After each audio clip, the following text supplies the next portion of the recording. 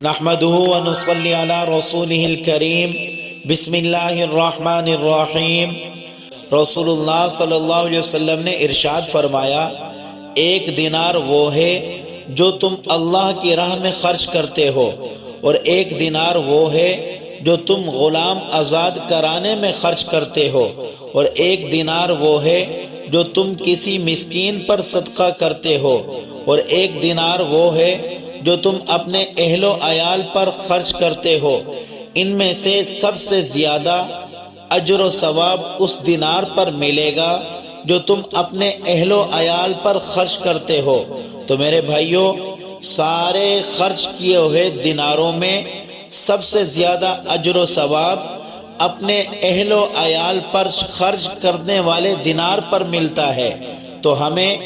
اپنے اہل و عیال کے اوپر زیادہ سے زیادہ خرچ کرنا چاہیے۔ رسول اللہ صلی اللہ علیہ وسلم نے ارشاد فرمایا، احب العباد الی اللہ تعالی انفعهم لعیالہ، سب سے زیادہ محبوب اللہ تعالی کے ہاں وہ بندہ ہے جو اپنے اہل و عیال کے لیے سب سے زیادہ نفع مند ہے۔ تو میرے بھائیوں، معلوم ہوا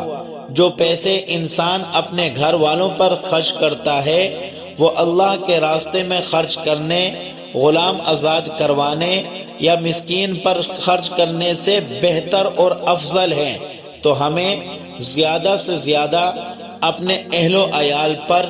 خرچ کرنا چاہیے، ان کی ہر ضرورت کا خیال رکھنا چاہیے، ان کی ہر خواہش کا خیال رکھنا چاہیے، ان کے اوپر زیادہ سے زیادہ خرچ کریں تاکہ اللہ رب العزت ہمارے مال کے اندر برکت عطا فرمائے، اور اللہ رب العزت کو ہمارا وہ دینار جو ہم اپنے اہل و عیال پر خرچ کرتے ہیں وہ بہت زیادہ پسند ہے۔ دعا ہے کہ اللہ تبارک و تعالی ہمیں